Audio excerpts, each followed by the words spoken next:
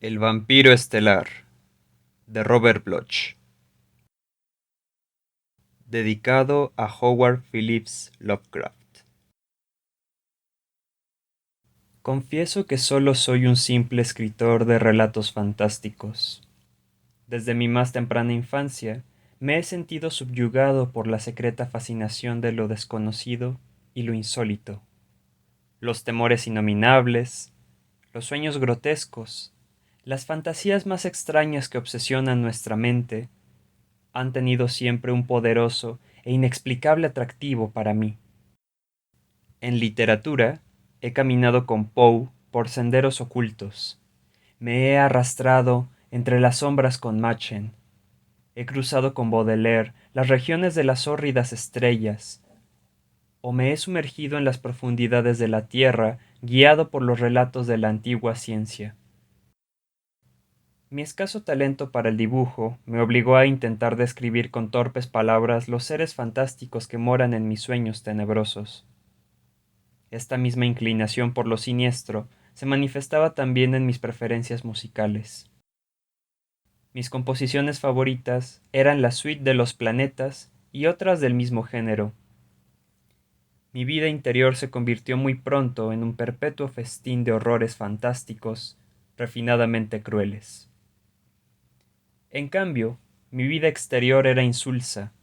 Con el transcurso del tiempo, me fui haciendo cada vez más insociable, hasta que acabé por llevar una vida tranquila y filosófica en un mundo de libros y sueños.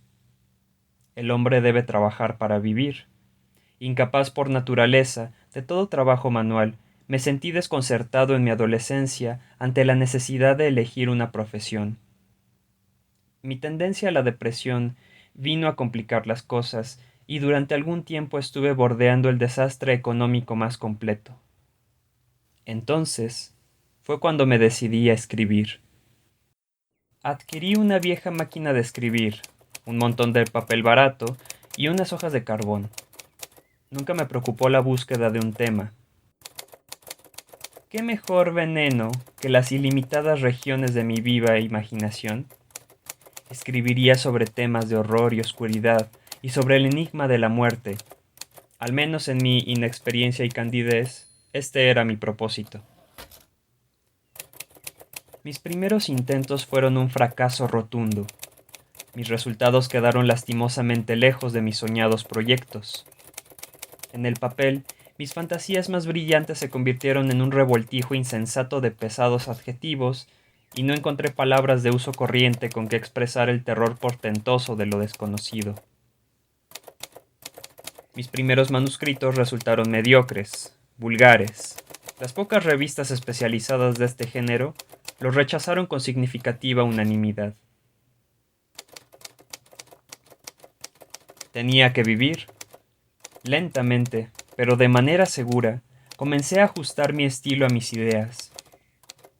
Trabajé laboriosamente las palabras, las frases y las estructuras de las oraciones. Trabajé duramente en ello. Pronto aprendí lo que era sudar, y por fin, uno de mis relatos fue aceptado, después un segundo, y un tercero, y un cuarto. Enseguida comencé a dominar los trucos más elementales del oficio, y comencé finalmente a vislumbrar mi porvenir con cierta claridad. Retorné con el ánimo más ligero a mi vida de ensueños y a mis queridos libros. Mis relatos me proporcionaban medios un tanto escasos para subsistir, y durante cierto tiempo no pedí más a la vida. Pero esto duró poco. La ambición, siempre engañosa, fue la causa de mi ruina. Quería escribir un relato real, no uno de esos cuentos efímeros y estereotipados que producía para las revistas, sino una verdadera obra de arte. La creación de semejante obra maestra llegó a convertirse en mi ideal. Yo no era buen escritor, pero ello no se debía enteramente a mis errores de estilo. Presentía que mi defecto fundamental radicaba en el asunto escogido. Los vampiros, hombres lobos, los profanadores de cadáveres, los monstruos mitológicos, constituían un material de escaso mérito. Los temas e imágenes vulgares, el empleo rutinario de adjetivos y un punto de vista prosaicamente antropocéntrico eran los principales obstáculos para producir un cuento fantástico realmente bueno. Debía elegir un tema nuevo, una intriga verdaderamente extraordinaria. Si pudiera concebir algo realmente teratológico, algo monstruosamente increíble.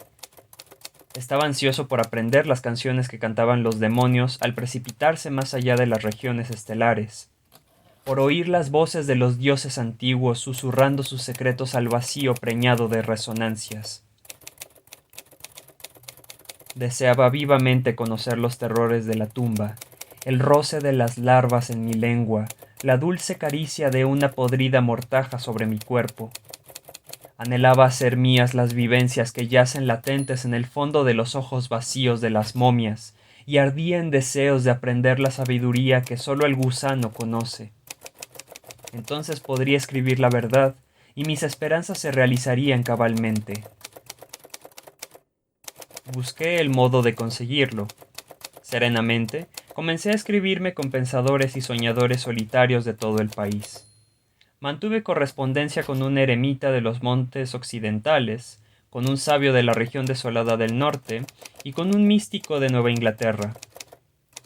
Por medio de este, tuve conocimiento de algunos libros antiguos que eran tesoro y reliquia de una ciencia extraña. Primero me citó con mucha reserva algunos pasajes del legendario Necronomicon. Luego se refirió a cierto libro de Avon que tenía fama de superar a los demás por su carácter demencial y blasfemo. Él mismo había estudiado aquellos volúmenes que recogían el terror de los tiempos originales, pero me prohibió que ahondara demasiado en mis indagaciones.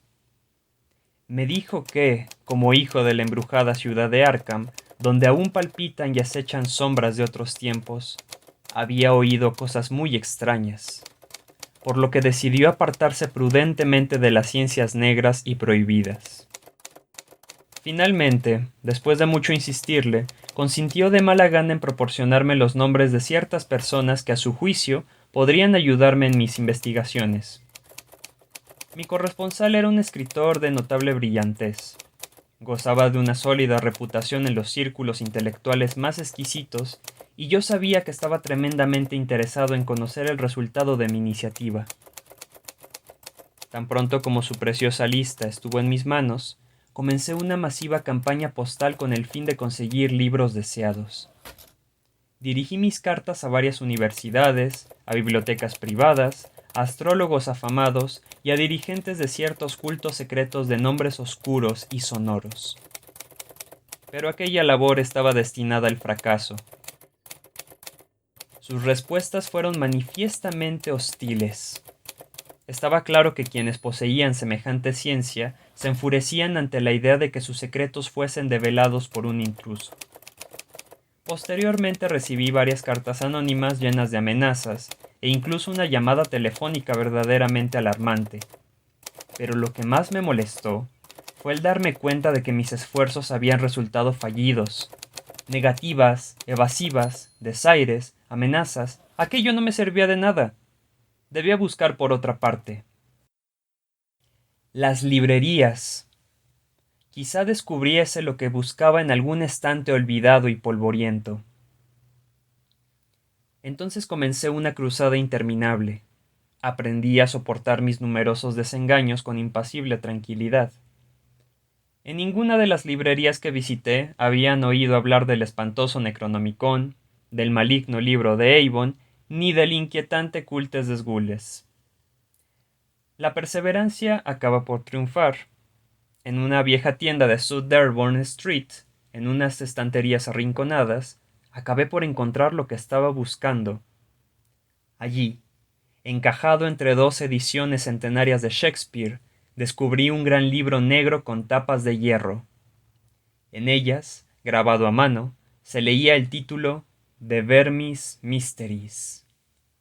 El propietario no supo decirme de dónde procedía el libro aquel. Quizá lo había adquirido hace un par de años en algún lote de libros de segunda mano. Era evidente que desconocía su naturaleza, ya que me lo vendió por $1.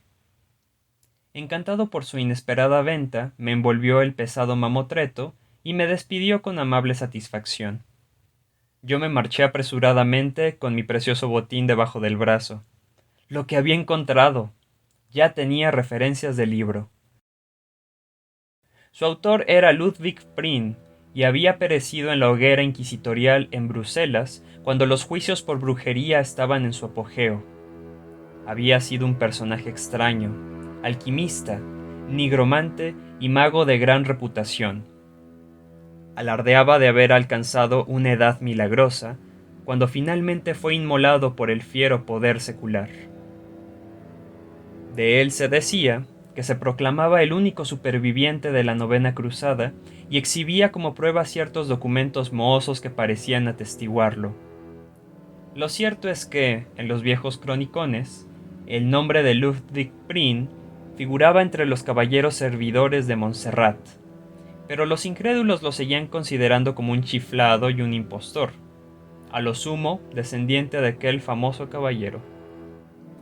Ludwig atribuía sus conocimientos de hechicería a los años en que había estado cautivo entre los brujos y encantadores de Siria, y hablaba a menudo de sus encuentros con los djinns y los efrets de los antiguos mitos orientales.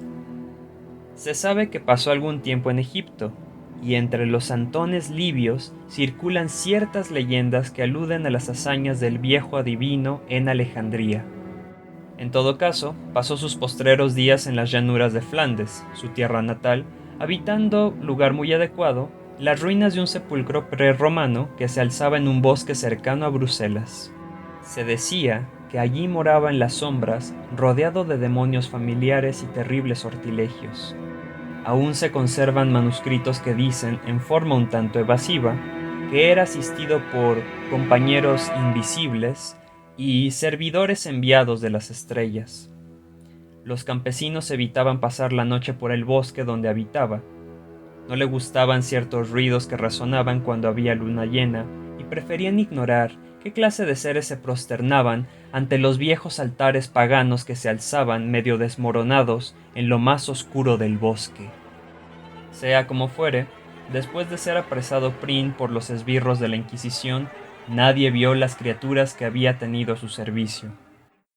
Antes de destruir el sepulcro donde había morado, los soldados lo registraron a fondo y no encontraron nada. Seres sobrenaturales, instrumentos extraños, pócimas, todo había desaparecido de la manera más misteriosa. Hicieron un minucioso reconocimiento del bosque prohibido, pero sin resultado. Sin embargo, antes de que terminara el proceso de Prien, saltó sangre fresca en los altares y también en el potro de tormento. Pero ni con las más atroces torturas lograron romper su silencio. Por último, cansados de interrogar, arrojaron al viejo hechicero a una mazmorra. Y fue durante su prisión, mientras aguardaba la sentencia, cuando escribió ese texto morboso y horrible, De Vermis Mysteries, conocido hoy por Los Misterios del Gusano. Nadie se explica cómo pudo lograrlo sin que los guardianes lo sorprendieran, pero un año después de su muerte, el texto fue impreso en Colonia. Inmediatamente después de su aparición, el libro fue prohibido, pero ya se habían distribuido algunos ejemplares de los que se sacaron copias en secreto. Más adelante, se hizo una nueva edición, censurada y expurgada, de suerte que únicamente se considera auténtico el texto original latino. A lo largo de los siglos, han sido muy pocos los que han tenido acceso a la sabiduría que encierra este libro. Los secretos del viejo mago solo son conocidos hoy por algunos iniciados, quienes por razones muy concretas, se oponen a todo intento de propagarlos. Esto era, en resumen, lo que sabía del libro que había venido a parar a mis manos. Aun como mero coleccionista, el libro representaba un hallazgo fenomenal. Pero desgraciadamente, no podía juzgar su contenido porque estaba en latín. Como solo conozco unas cuantas palabras sueltas de esa lengua, al abrir sus páginas mohosas me tropecé con un obstáculo insuperable. Era exasperante poseer aquel tesoro de saber oculto y no tener la clave para desentrañarlo. Por un momento me sentí desesperado. No me seducía la idea de poner un texto de semejante naturaleza en manos de un latinista de la localidad. Más tarde tuve una inspiración. ¿Por qué no coger el libro y visitar a mi amigo para solicitar ayuda? Él era un erudito. Leía en su idioma los clásicos y probablemente las espantosas revelaciones de Prin le impresionarían menos que a otros. Sin pensarlo más, le escribí apresuradamente y muy poco después recibí su contestación. Estaba encantado de ayudarme. Por encima de todo, debía ir inmediatamente. Providence es un pueblo agradable. La casa de mi amigo era antigua, de un estilo georgiano bastante caro. La planta baja era una maravilla de ambiente colonial. El piso alto, sombreado por las dos vertientes del tejado e iluminado por una amplia ventana, servía de estudio a mi anfitrión. Allí reflexionamos durante la espantosa y memorable noche del pasado abril, junto a la gran ventana abierta a la mar azulada. Era una noche sin luna, una noche lívida en que la niebla llenaba la vacía oscuridad de sombras aladas. Todavía puedo imaginar con nitidez la escena. La pequeña habitación iluminada por la luz de la lámpara, la mesa grande, las sillas de alto respaldo. Los libros tapizaban las paredes. Los manuscritos se apilaban aparte, en archivadores especiales. Mi amigo y yo estábamos sentados junto a la mesa ante el misterioso volumen. El delgado perfil de mi amigo proyectaba una sombra inquieta en la pared, y su semblante de cera adoptaba, a la luz mortecina, una apariencia furtiva. En el ambiente flotaba como el presagio de una portentosa revelación. Yo sentía la presencia de unos secretos que acaso no tardarían en revelarse. Mi compañero era sensible también a esta atmósfera expectante. Los largos años de soledad habían agudizado su intuición hasta un extremo inconcebible. No era el frío lo que le hacía temblar en su butaca, ni era la fiebre la que hacía llamear sus ojos con un fulgor de piedras preciosas. Aún antes de abrir aquel libro maldito, sabía que encerraba una maldición. El olor a moho que desprendían sus páginas antiguas traía consigo un vaho que parecía brotar de la tumba. Sus hojas descoloridas estaban carcomidas por los bordes. Su encuadernación de cuero estaba roída por las ratas, acaso por unas ratas cuyo alimento habitual fuera singularmente horrible. Aquella noche había contado a mi amigo la historia del libro y lo había desempaquetado en su presencia. Al principio parecía deseoso, ansioso diría yo, por empezar enseguida su traducción. Ahora, en cambio, vacilaba. Insistía en que no era prudente leerlo. Era un libro de ciencia maligna. ¿Quién sabe qué conocimientos demoníacos se ocultaban en sus páginas, o qué males podían sobrevenir al intruso que se atreviese a profanar sus secretos? No era conveniente saber demasiado. Muchos hombres habían muerto por practicar la ciencia corrompida que contenían esas páginas. Me rogó que abandonara mi investigación, ahora que no lo había leído aún, y que tratara de inspirarme en fuentes más saludables. Fui un necio. Rechacé precipitadamente sus objeciones con palabras vanas y sin sentido. Yo no tenía miedo. Podríamos echar al menos una mirada al contenido de nuestro tesoro. Comencé a pasar hojas. El resultado fue decepcionante. Su aspecto era el de un libro antiguo y corriente de hojas amarillentas y medio deshechas, impreso en gruesos caracteres latinos, y nada más. Ninguna ilustración, ningún grabado alarmante. Mi amigo no pudo resistir la tentación de saborear semejante rareza bibliográfica. Al cabo de un momento, se levantó para echar una ojeada al texto por encima de mi hombro. Luego, con creciente interés, empezó a leer en voz baja algunas frases en latín. Por último, vencido ya por el entusiasmo, me arrebató el precioso volumen, se sentó junto a la ventana y se puso a leer pasajes al azar. De cuando en cuando, los traducía al inglés. Sus ojos relampagueaban con un brillo salvaje. Su perfil cadavérico expresaba una concentración total en los viejos caracteres que cubrían las páginas del libro. Cuando traducía en voz alta, las frases retumbaban como una letanía del diablo. Luego, su voz se debilitaba hasta convertirse en un siseo de víbora. Yo tan solo comprendía algunas frases sueltas, porque en su ensimismamiento parecía haberse olvidado de mí. Estaba leyendo algo referente a hechizos y encantamientos. Recuerdo que el texto aludía a ciertos dioses de la adivinación, tales como el padre Yig, Han el Oscuro y Biatis, cuya barba estaba formada de serpientes. Yo temblaba. Ya conocía esos nombres terribles. Pero más habría temblado si hubiera llegado a saber lo que estaba a punto de ocurrir. Y no tardó en suceder. De repente mi amigo se volvió hacia mí, preso de una gran agitación. Con voz chillona y excitada, me preguntó si recordaba las leyendas sobre las hechicerías de Prin, y los relatos sobre servidores invisibles que había hecho venir desde las estrellas. Dije que sí, pero sin comprender la causa de su repentino frenesí. Entonces me explicó el motivo de su agitación. En el libro, en un capítulo que trataba de los demonios familiares, había encontrado una especie de plegaria o conjuro que tal vez fuera el que Prin había empleado para traer a sus invisibles servidores desde los espacios ultraterrestres. Ahora iba a escuchar. Él me lo leería. Yo permanecí sentado como un tonto, ignorante de lo que iba a pasar.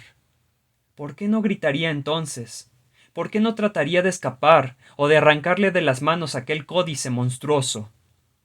Pero yo no sabía nada, y me quedé sentado donde estaba, mientras mi amigo, con voz quebrada por la violenta excitación, leía una larga y sonora invocación. Tibi magnum innominandum signa stellarum nigrarum et buffaniformis sadoquae sigillum. El ritual siguió adelante. Las palabras se alzaron como aves nocturnas de terror y muerte. Temblaron como llamas en el aire tenebroso y contagiaron su fuego letal a mi cerebro.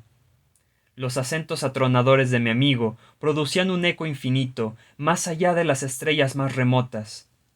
Era como si su voz, a través de enormes puertas primordiales, alcanzara regiones exteriores a toda dimensión en busca de su oyente y lo llamara a la tierra.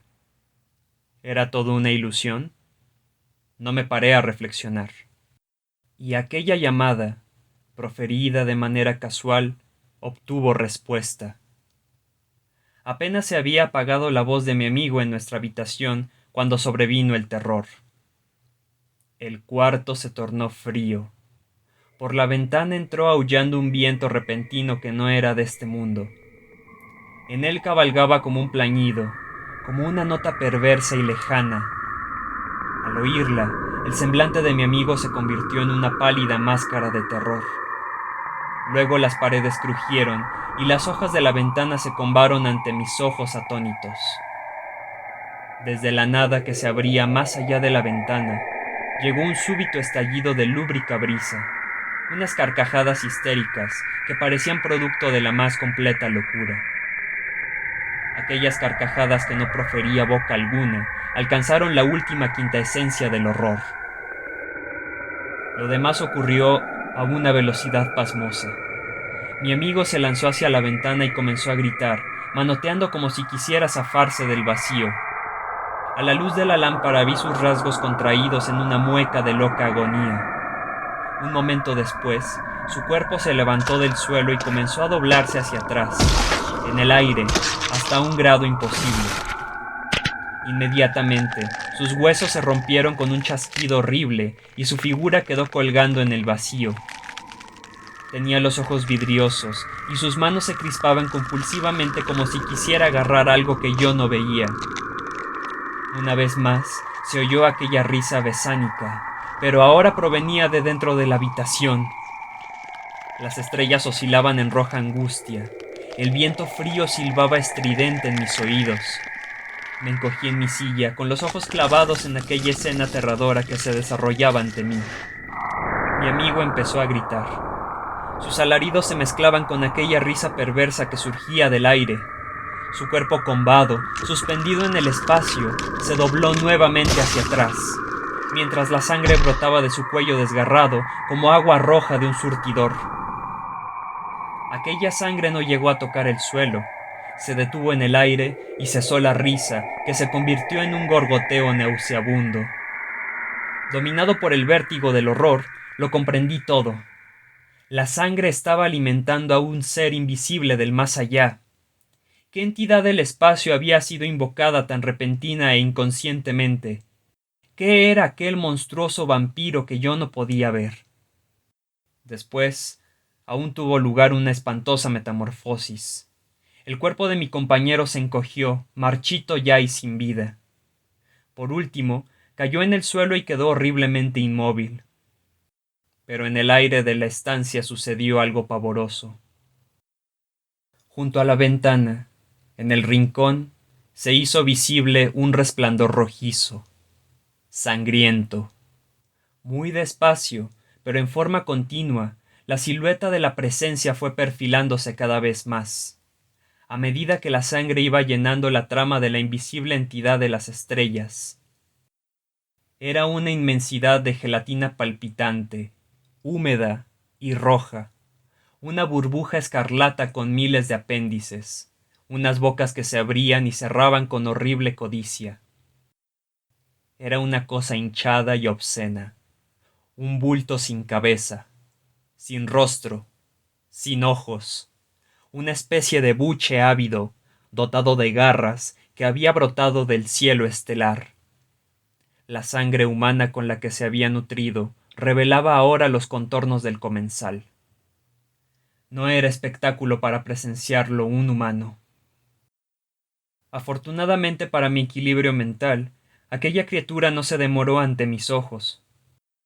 Con un desprecio total por el cadáver flácido que yacía en el suelo, asió el espantoso libro con un tentáculo viscoso y retorcido y se dirigió a la ventana con rapidez. Allí comprimió su tembloroso cuerpo de gelatina a través de la abertura. Desapareció y oí su risa burlesca y lejana, arrastrada por las ráfagas del viento, mientras regresaba a los abismos de donde había venido.